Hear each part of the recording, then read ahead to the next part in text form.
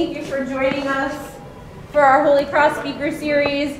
As you know, we're thrown off a little bit. Today was supposed to be a day 3, but it's a day 2, so thank you for coming in.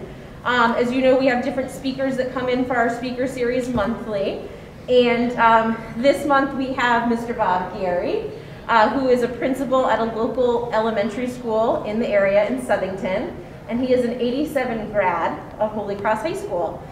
He's here not only because he's a Holy Cross grad, but because he has done some very unique things at his school that you might not think about when you think about a high school principal. So we thought it might be interesting to have him here to talk to you about his outlook on education and tell you a little bit about what he does. So take it away. Yeah, we're good, thank you. Sure. Good morning, guys. How are you? Good. It says do not touch or move the mic, so I'm going to behave. I also have prayers of the faithful here, so at any time I could break out into some prayers for you guys too. It is kind of mind-blowing to be here. Terry took me for a walk around the building. I saw Mr. Carini, who at that time was one of my more influential teachers. I saw Mrs. Estrada. I got to see the band room where I hung out more often in class. This was my favorite spot for a study hall. I remember Mrs. Carolyn and Mr. Harrison letting me skip out on studies and coming down and sit next to the piano that used to be here. I think it's probably looming back on the stage at some point. And playing. So most study halls, if I was involved, were a Billy Joel study hall, and not much studying got done. I'm thrilled to be here. I'm honored to be here. And as I've talked to the folks who are working in your school, I'm somewhat envious of Waterbury snow days, especially as a Holy Cross student. Although I don't envy you the changes to your schedule. But thanks for joining me this morning. I have teenage kids. My daughter Morgan is my biggest critic. She will be a junior this year at Southington High School. My son is a senior, turning 18 tomorrow, which for me, again, is mind-blowing, looking at my own high school. They made me promise not to be boring. Morgan actually went through my notes. I have to come in with notes, even though I act like crazy all the time. And there's little notes from my daughter that says, don't say this. So clearly I've been critiqued hyperly by a teenage kid before I got here. I want to share some thoughts with you this morning, let you guys get to know a bit about me and how I got to where I am. I have to admit, career path totally unintended from where I thought I would be at this point. And then some time at the end for questions, for some banter. And you probably didn't imagine your day starting thinking you're going to have a conversation with an elementary principal. Oddly enough, this was not even a blip on my career radar when I first started. 20 years ago, or actually almost 30 years ago, I fell into what is my family business. We have teachers all over my family. I think in my immediate, with first cousins and all my fun, there are 23 or maybe 25 teachers. My younger, much taller, less good-looking brother is also a teacher. He's in Southington at the middle school. And the youngest of our brothers always wins the contest at Thanksgiving for who's had the toughest day because he did not choose teaching. He's a psychiatrist in a maximum security prison out in California. So his stories generally trump everybody's for who's got the toughest kid on the Thanksgiving table. But for 30 years I've been doing this, and the love of my life has always been working with kids at every age level. When I left Holy Cross, I found myself going to the University of Hartford. And again, I blame Mr. Carini because I really hadn't found my niche or my interest, but I had Don Carini for politics and government my senior year. Anybody experiencing Mr. Carini yet? He's going to torture you. That's his job. But life-changing. And he'll be the first to admit he's torturing you, but what he teaches you and the lessons you're going to learn in that classroom are going to prove invaluable. And I would say that about any teacher that I have here. Teachers are teaching you content, but they're teaching you lessons that are going to carry you far beyond what you think you're learning in the classroom at that time. So I found myself at University of Hartford. I played lacrosse. I learned to compete. I learned to run like hell from very large humans who were looking to do me harm. I played the piano quite a bit. Hart School of Music is there. I was kind of the renegade piano player on campus, even though I was a pre-law poli-sci guy. Got involved, and I took advantage of the experience. I got involved in student government. I learned to lead. I learned to serve. For a couple of years, I was actually the college mascot. I learned to play, to get in touch with my inner maniac, my inner stuffed animal. It was a blast. And I went to classes sometimes too. That was important. So upon graduation, I was promptly heading to law school when my newest Mr. Carini appeared. Dr. Weinswig, my senior year, decided he was going to let me know literally a month before graduation, in no uncertain terms, you're going to be a teacher. For me at that point, because I thought I had it all figured out. I was going to go to law school and figure out from there. Nope, he rerouted me. He said, you're going to go be an educator. We had a long talk. I wish he had done it a few years earlier, but then I was off to the races. I went back to grad school, wound up with a graduate internship for 2 years. I had to live in Philadelphia. I was an admissions counselor traveling up and down the East Coast, visiting high schools, talking about college opportunities. And again, I think because I had such a good experience at the university, I was happy to share that with others. And that helped to subsidize my graduate internship. And 2 years later, I was certified as a teacher. In those 2 years, I discovered karate. Didn't know it, but I had been a black belt my entire life. I just didn't take my first lesson until I was 22. But I practiced, I improved, I competed. I competed in tournaments in this high school. Again, pretty mind-blowing. Opened a few successful schools. I raised black belts of my own. Earned the rank of master. And I've got all the screws and bruises and cuts and aches and pains to prove it. But again, all of these experiences have come in to help me and serve me as an educator. I was fortunate to start my career in Torrington as a teacher, 1993, old person moment. Who knew that I was going to wind up in a classroom with 33 second graders? And some of those poor kids actually had me for the bulk of their elementary career because I wound up looping. Looping is where a teacher moves from one year to the next and they take that same group. These poor kids had me in second grade, third grade. I went to fifth, they went to fourth. They caught back up with me in fifth. Absolutely life-changing, fantastic experience. And I'm still in touch with some of them today. I will say one of my favorite trivia, certain career boxes that I want to check off. One has been to work with a student, done it. One has been to hire a former student, did that. And then this past August, I actually started one of my other jobs as Justice of the Peace. I married 2 of my former students. Again, the connection between teacher and student, whether it's elementary to principal, whether it's high school teacher to high school student, is lifetime. Once our kid, always our kid. The same as you guys connect with your friends, even though you're going to go separate ways to different schools or perhaps lose touch in life, you're going to reconnect in that moment. And it's going to take you right back to the point where you had that very, very powerful relationship. So I was in Torrington for about 8 years. I finally met the one. I got married, moved to Bristol, and I began my leadership work with UConn. My dad had been telling me for years, as an educator, he said, go be a principal, go lead a school. I was a firm no. I loved what I did. I still love what I do. But I can remember the day. It's kind of like the moment you learn to ride a bike, and you stop wobbling and you're going on 2 wheels. My ride a bike moment was walking down the long hallway, because my classroom was at the end of the hallway. And it was just a very proud feeling day, because I looked way down the hall, saw my room, and in the back of my mind, I had this oasis moment, like that's where the kids want to be. And it felt really cool, and then it felt really guilty. It's like, why can't a whole school be where kids want to be? And literally the next day, I enrolled with UConn and UCamp. We were off to the races. It's been, like I said, life-changing. It's been very difficult, but it's also allowed me to experience some things I would never have imagined as a teacher. That same year, I was honored locally and nationally.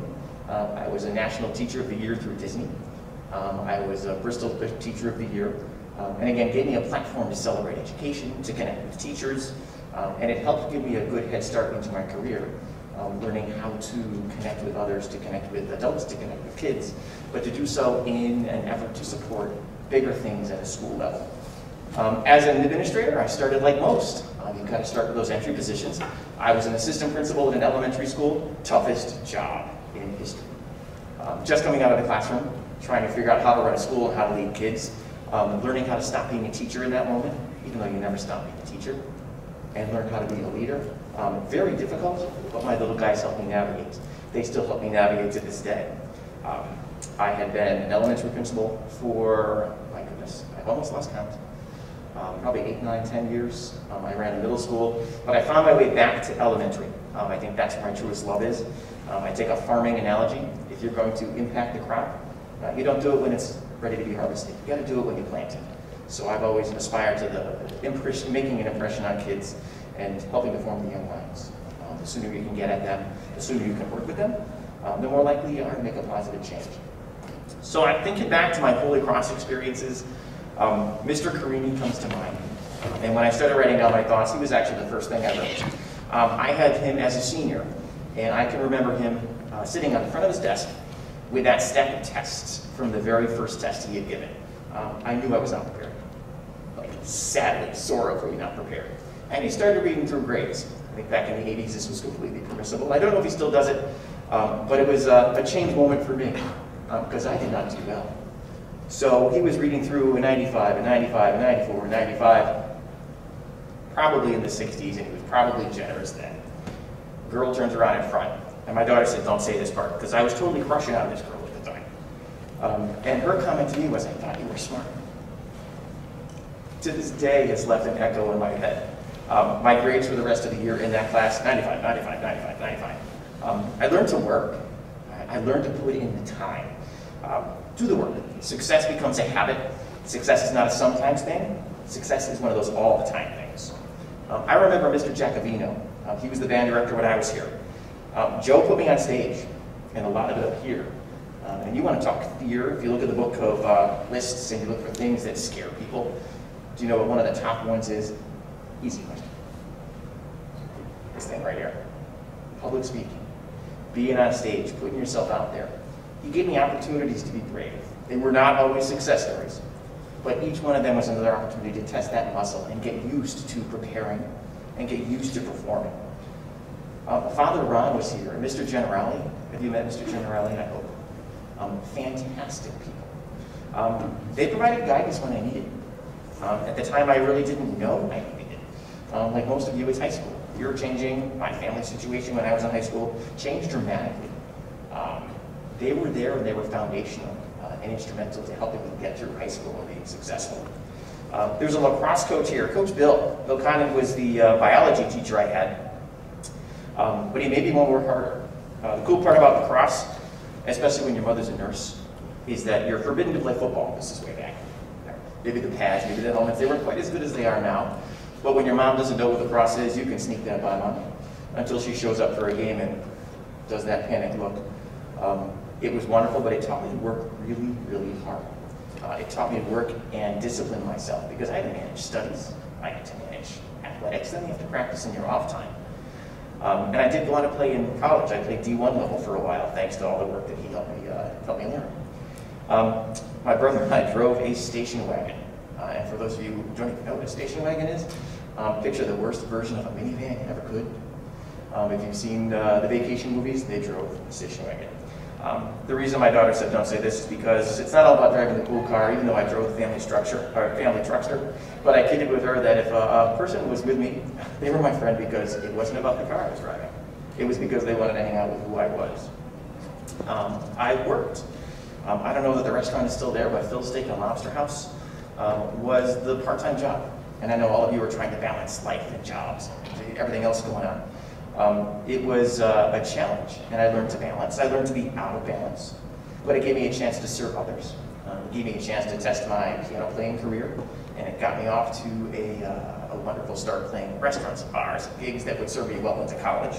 And I still play in my schools. There were lots of teachers and lessons in the moment that I didn't know I was learning. I didn't know I needed it. But they really make sense now, they really make sense later. And one of my favorite quotes, and I'm not sure who it's attributed to, but it says, when the student is ready, the teacher appears.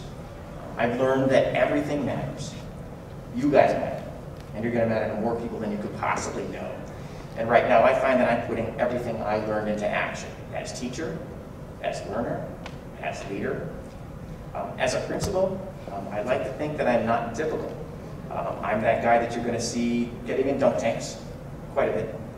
I'll be standing on the roof with a radio, welcoming kids on the first day of school, or surprising them at recess with little tunes. I may be that guy dressed up as Superman or Elvis for a fantastic opening day, or marching in the Apple Harvest Parade, and enduring the heckling of my own kids, but there to support and celebrate with my students. I'm the guy you're going to find cooking pizza at people's houses because they raffle me off. I go in and mess up their kitchen, but for those kids and for other families that go, it is a treasure night that's always going to connect them to my school. And there's good pizza to be found too. You might find me broadcasting Sunday night piano tunes. We played a little Name That Tunes game. That's part of what got my school community through COVID. I might have managed to turn a whole group of elementary kids into village old fans, but it's been a great way to connect with them. It was a wonderful way to connect with my families. And then my favorite thing, and I'm not sure if Miss Terry shared it with you guys, but I get into every classroom every Friday. We do something called a Friday phone call. If I pay anything forward in education, it's going to be reaching out and celebrating kids with their families. It doesn't happen enough. And sadly, I think the higher we get in education, it's tough at high school. Because when does a school call? When something goes wrong. All right, I learned that early on. So I wanted my staff to start reaching out and telling parents that their kids were fantastic. Parents need that. I refer to it as plutonium for parents. You guys are here doing your job during the day. It doesn't pay really well right now, but it's going to pay off much later. Your parents are elsewhere right now doing really hard work for you. And when they get good news about their kids, that is the stuff that regenerates our moms, our dads, whoever our parent role person is. So I want my teachers to do it. I figured I had to do it. So every Friday we started getting into the classrooms. I put our teacher on the spot, and I'd watch them agonize because I wanted to pick one kid. Just tell me one, and tell me something they've done great that week. Anybody can have a great week. Not everybody can have every great week. I find myself, I live in proficient. I'm good at what I do. I tiptoe into exemplary now and then, but proficient means I'm getting my job done. So we find that one kid who rocked his week, and it's really cool when it's the kid that nobody else expected. So here's a teacher in front of his classmates saying fantastic things about Bob and Susie, Sally, whomever, and then we call the parent from the classroom and blow their mind, because what's the first thing these parents think is happening when the principal's calling? You can almost hear the hair standing up on their neck, like something bad's going on. Especially in the past 2 years, because I've had to make far too many phone calls to tell parents they've got to come pick up their kids because of quarantine and COVID.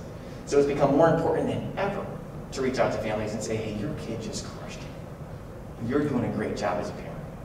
Right? They're doing a great job here as a kid. They're making you proud every day. It's been by far my favorite thing in a school. Now you think about doing that every Friday, and if your mathematics minds are spinning, in a school year there are typically 45 Fridays. I'd say unless it's Waterbury, you get a lot of snow days because you can trim those back. But over 45 Fridays, you're going to have an opportunity to recognize a lot of kids, to say a lot of nice things about a lot of students. Since I've been doing it, we've probably made close to 12,000 phone calls. Like, that's pretty cool. If I'm going to retire and brag on one stat in my life ever, it's the amount of times that we've gotten to reach out and tell the parent that their kid is awesome. I'm always a firm believer that everybody is a teacher of students. Right? Everybody. And if you're in my building, it doesn't matter what your title is, you're a teacher. Because you're always modeling those expectations. If you're a custodian, if you're a paraprofessional, if you're an ABA therapist, my school nurse, my secretary, even me. Every one of us is serving as an example. And even my kids are examples to other students, just the same as you guys are too. With your work ethic, with your hard work, with your good day and your bad day. Because like it or not, each one of us has been that bad example at one point. And other people are watching. And they're going to say, I'm not going to replicate that, because I've just watched how Bob experienced it. So keep that in the back of your mind, as everybody is that example. But be the example, because if not you, then who? That's a huge challenge for us. One of my firm rules in my school, and I love talking to new staff when they come on board, is that nobody yells at kids except for me. And I don't yell at kids. So we solve a lot of problems right out of the gate. Whatever gets accomplished by yelling at a kid? Nothing. If you're going to build anything, we build on positive. Go back to that Friday phone call. All right, go back to those opportunities to tell parents your kid is fantastic. Because then when you've got to call the parent and say, listen, Bobby wasn't too cool today, you got something to fall back on. All right, I can build on the fact that you do have a good kid, he made a mistake, let's get him past it. All right, so my staff has learned in every school I've been in that we're not going to yell. All right, we're going to treat every kid like they are our kid. And at the end of the day, we're never going to miss an opportunity to clap for a child. It doesn't matter how big the audience, how small the audience, how big the event, how minuscule the event. You celebrate the efforts of kids because you want them to get used to that praise. And you praise me for doing something, you can guarantee that I'm going to do it again. All right? We want to create those patterns of success. And I don't care if I'm 18, I don't care if I'm 3. It's very easy to learn positive patterns, and it's really easy to stay in them. Just as easy as it is to learn those negative patterns. So I encourage you guys too, as adults, as emerging leaders in your schools, if you have the opportunity to be that positive influence on a younger student, do it, much the same as your teachers are doing it for you, because you're going to pay something forward that's extremely powerful. I find myself always modeling expectations. Not to say I don't mess up, I mess up really well, just ask my daughter. Right? But you're always modeling for people. Right? You're setting the tone for your community. You're doing it here all the time as students, as student leaders, in your homes, in your workplace, on your teams. And I want to encourage you to always learn from your best teachers. My best teacher happened to be my dad. Didn't know it at the time. It took me a lot of years to realize it because some of those lessons were just like farming. Those were seeds. Right? They needed to grow, they needed to germinate. My dad growing up, if I was just to tell you, he was a bit of a nerd. He got hung up on phrases.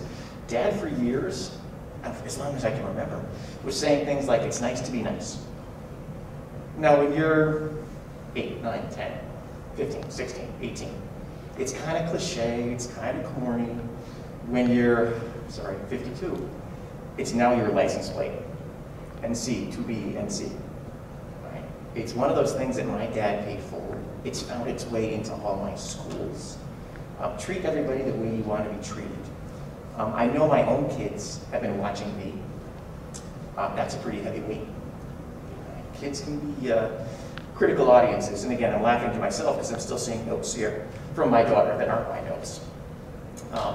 One of the things that my daughter has teased me for years is that I'll have conversations with anyone, anywhere, school, grocery stores, and for years she would be just in awe. It was cute because she was little. Dad, how did you know that person? And I have to admit, I don't know. And she would kind of look at me quizzically like, well, you just talked to her. How'd that happen? I'm like, you treat others the way you want to be treated. So still to this day, now she's a junior. And we'll be in a grocery store and I'll have conversations with anybody and everybody as if they've been my oldest friend ever. And we'll get back in the car and she won't even ask. She'll just say, no idea what that was, do you? No. But for me, I know she's watching. I know that I just modeled civility. I know that maybe other people were watching too. Right? Much the same as we teach in a classroom, I think we're teaching in other classrooms too. So you guys are sitting here, you got to think college is coming. All right, you're prepping. I'm going to tell you, you don't need to have a master plan. Like I said when I started, I was thinking law school. I was on my way, and who would have known that UConn Law was going to turn into a second grade classroom? All right, and for me, that has been forever life-changing. It's okay that you're going to have to improvise. My career trajectory when I was in your seats, and I'm not kidding you, I wanted 2 things out of my career. One, I was going to be a professional golfer. Sorry, but that was a lofty expectation. I fully felt that I was going to do that. No, I'm terrible. I'm still terrible. The other one was state cop. No, kind of lacked the stature for that. But at the time, that's what I wanted. My favorite advice as an educator, I'd like to end on. It's something I've told students and parents for years, and it's different than you're going to hear from most educators. I want you to stop going to school. Just stop. It's time to start taking school with you. Right? Learning is not a sometimes thing. Learning is an all the time thing. Learning is not a place. Learning becomes who you are. And taking that learning with you, impacting others, learning to lead, learning to serve, that's what is going to carry you on in life. That's going to guide your career trajectory. And whatever choice you wind up making, if you're doing it because you're doing it for the right reasons, then you have made the absolute right choice. And I would end by saying my dad would tell me to tell you to be nice, because nice matters. So, that's the end of my notes. I hate to bore anybody, because again, my daughter said, don't be boring again. Did you have any questions? Anything you were curious about in terms of my experiences here, work in education, questions as you're entering college, if anybody is considering education as a career? We do have some questions that came in. They got to be easy questions. Oh, okay. No problem. Beautiful. Okay. So, oh, this is a good one. They went right for the kind of a tough one first. Yep. Does every student's parent receive a phone call? Absolutely. Absolutely. In 45 Fridays, there's not 45 kids. Thank goodness there's not 45 kids in an elementary classroom. Although I remember my 33 in Torrington being a big group. But we have the Derek Jeter rule at my school. And again, I'm not a Yankee fan, I don't profess to be, but Derek Jeter was wicked good. And he won that MVP award year after year after year because he was good at it. So we've had cases where teachers think, okay, I can't give it to Johnny again because he got it last week. And I would say no. If Johnny earned it the second week, Johnny deserves it the second week. But in a whole school year, you're going to get to everybody. And you're very deliberate about that too. We encourage our staff to find ways to recognize the positive contributions that kids make because that's really important. They also wanted to know how you came up with the idea for the Friday phone call. I was desperate. Some great ideas are born out of being desperate and being frustrated. I couldn't get my adults to reach out to parents. And it might not surprise you, or it might surprise you. Teachers, when they have to pick up that phone and call your parents, that could be a pretty imposing conversation. Your parents' primary job in life is Mama and Papa Bear. They are there to defend and to raise their cubs, their kids. So a lot of times when teachers have that conversation with parents, it's not always for the best thing. And what do we remember most in life are those experiences that happen last in certain locations. And if my last interaction with Mrs. Garry was that I had to call and tell her that Bobby was messing up in class and she didn't want to hear it, I don't want to call her again. So encouraging people to build relationships over those positive things mean that when something happens that's bad and Bobby's going to make some mistakes, you've already got something foundational that's positive with that parent, with that family. So my next conversation is, listen, he had that bad moment, but remember how cool he is. How do we help him move forward from this one? Or you tell me what works best for you so I can replicate that here in my classroom, because we want to find ways to help him be successful. Let's see. Other question is, what do you do if a parent doesn't pick up? I leave the best messages ever. I've had cases that have kind of made me giggle because I'll call a parent and they're like, wait, hold on, call me right back. And then they hang up because they want it in their answering machine. I didn't realize how cool that was until I had been at one of my elementary schools for a few years. And there was a group of parents gathered on one of our parent nights. And they had phones out and I heard my voice. And it was a wake-up call for me because they were playing their Kids Friday phone call from a couple of years back. And I had done it for years before that, knowing it was cool, but maybe not appreciating how important it was to a parent and how they save these things. So now when I leave a message, I'm like, save it, it's going to be treasure. When you get grounded, you can say, go listen to that message, or remember how cool I am. But it's a nice artifact. I think parents need that stuff. As much as they take pictures for visuals, if they have that audio, it's been equally powerful. I had a question. Sure. You had mentioned public speaking and the bravery that's involved with that. What tips would you give to our students when they're asked to get up in front of a crowd of people and speak? That's a terrific question. It's really easy to be on the bleachers. I enjoy it on the sidelines much more than I enjoy being in front of people. But I really enjoy talking to students, talking to adults. Admittedly, students are my favorite. Prep, I would tell you to prep like crazy.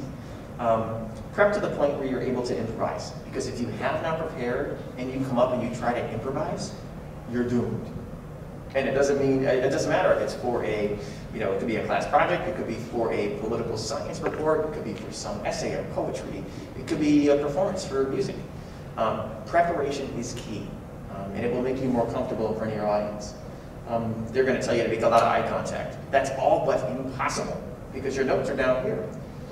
You would laugh, I definitely have old guy eyes going, but my notes are in like 80 font. And every time I speak, or do a graduation, or even when I'm doing a wedding, my notes are in 80 font.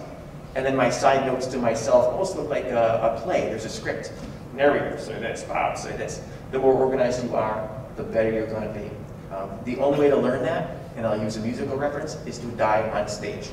You will get in there one time, you will have that bad experience, and I think that's where the fear of public speaking is born. Learn to not have that happen again, and then prep for the next one. And it gets easier. I was nervous coming in here, admittedly, because it's a new audience. You're sharing a message that you hope people want to hear. You're dealing with heckling from your daughter who's not even here. But you got to own it too. I think if you're going to get up there and say something, say the stuff you believe, because people can spot a liar, they can spot a fake. And they'll know if you're not passionate about what you're talking about. Now, admittedly, it's tough to get passionate about, Odysseus or, an assignment, or perhaps a class. But when you truly get the opportunity to speak about something that is you, that you own, relish that experience.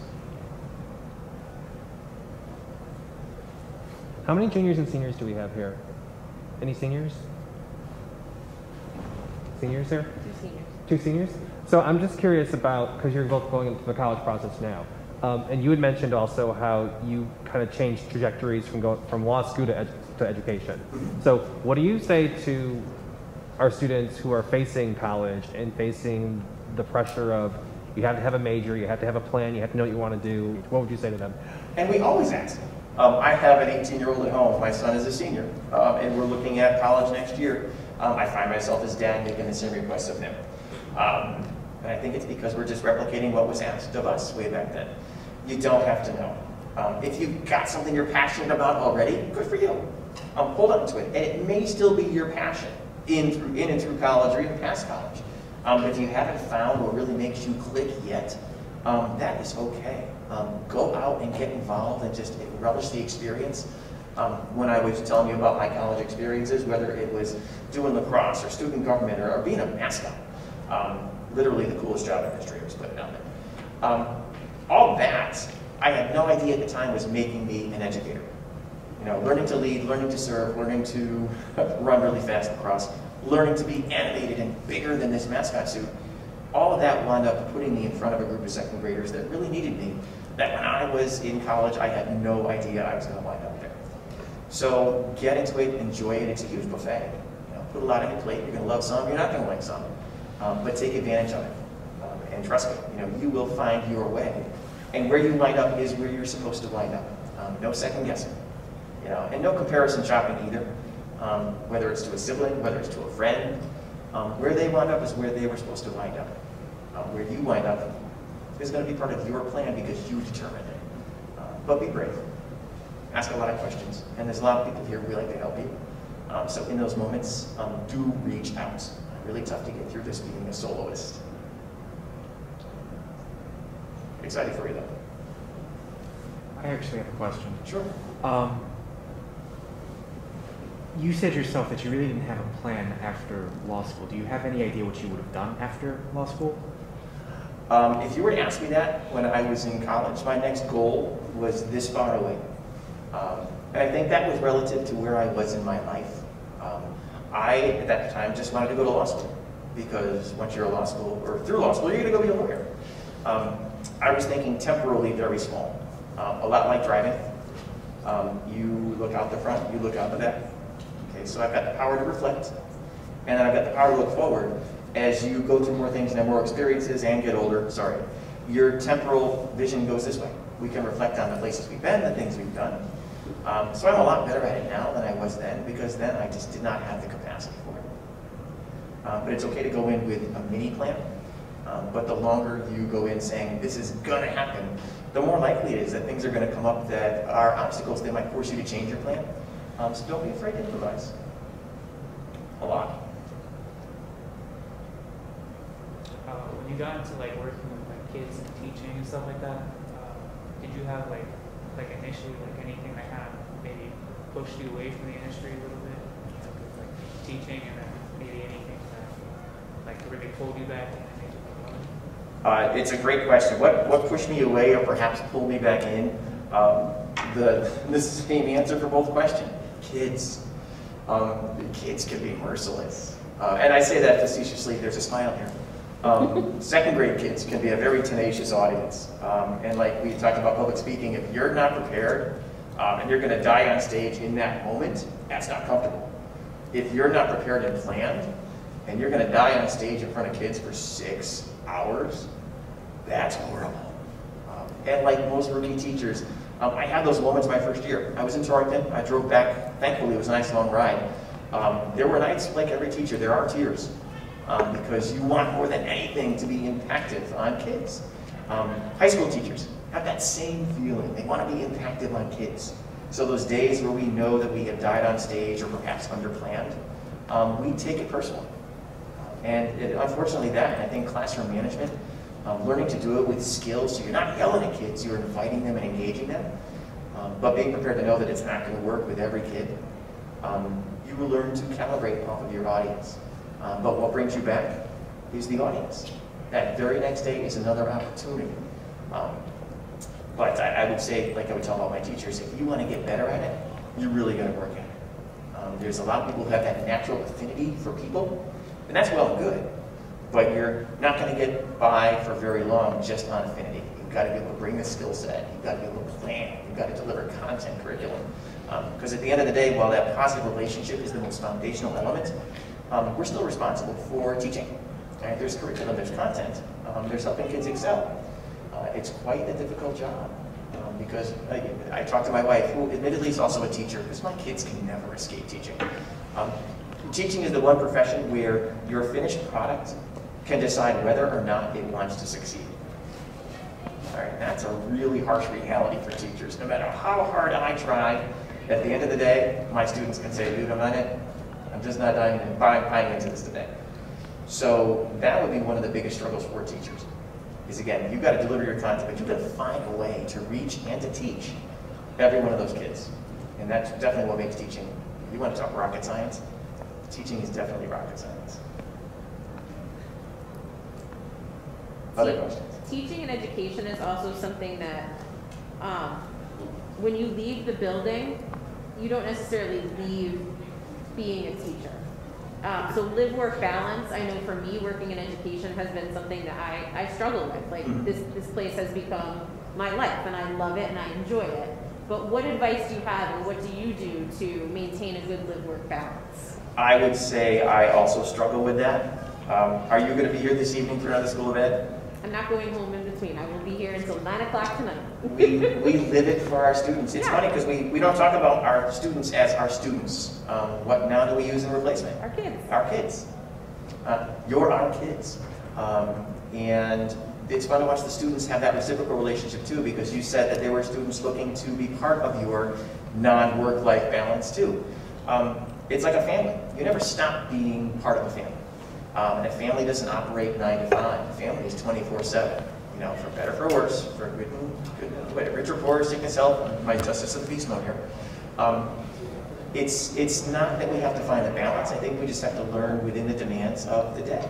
And there are some days that it's a vacation. It's easy. We go to the beach. We get home early. We all enjoy each other. There are other days where we know it's going to be a 10 or a 12 hour, but that's what we chose. So it's very difficult to say that we're not balancing things because we're always modeling making things work. And the old adage of if you want something done, what do you ask? You ask a busy person because they're used to getting things done. It's very true. And I think that, more than most, especially with educators.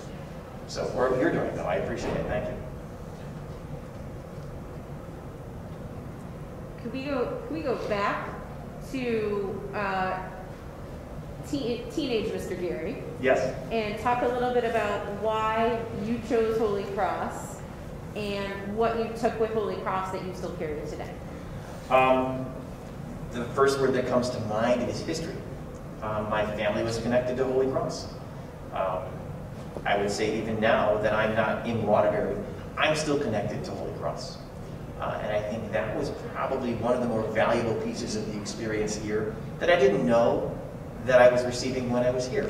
Again, back to the question about, what do I know when I know? You don't know how valuable things are until you've had other experiences that help you reflect back on the things that you've learned. The people, the friendships, and even now I'm rediscovering some friendships that I hadn't seen in years. I'm not a huge techie. Facebook, my daughter's weaning me into that. I've had people reach out who were former, classmates of mine, and it's been meaningful. I think it's helped to root me. It's helped to secure the decisions I made. Coolest trivia, if anybody listens to country music here, my daughter said not to share that either. Well, there's a country station in town, 92.5, and the DJ Corey in the morning. I would listen to on my way to work, even though my commute is only about 11 minutes. As luck would have it, Corey in the morning had her kids at my school, which was pretty cool. But the coolest of the trivia was when Corey in the morning showed up and said her name, her real name, and pulled out a high school yearbook and had her picture next to my picture, having been a Holy Cross grad, and we were in adjoining homerooms. And I mean, we laughed about the coincidence, but those relationships that you make now, they're going to come back and they're going to aid you and enrich your experience all the years later. So I would urge you, stay connected. You may drift, which is what you're supposed to do. But as you and your buddies are drifting, you're gaining different experiences that when you reconnect, you're going to have an opportunity to share. And hopefully you will also have the opportunity to come back and be part of shaping and sharing your experiences with high school students down the years. It's going to fly by, so I want you to enjoy it, but make sure you share. Thank you. Any other questions? Thank thank you so much for joining us today. It has been an honor. It was a pleasure to have you. You've been a very kind audience. I appreciate you guys making time for me today. High school's not easy. Giving up a study or a prep is not easy as well. So if anything I said sticks, I hope it works. But again, having had me as a teacher even for this past half an hour means you got me if you need me. So you can find me at Hatton School. If you've got questions about education, if you've got questions about college and education when you're in college or other questions, I become part of your learning network as well. So I wish you guys all the best. Good luck getting through this. You have done an admirable job. I'm hoping the spring brings us a lot better weather and a lot less of this. So stay healthy, be well, and continue to do your best. As my dad would say, be nice. Thank you.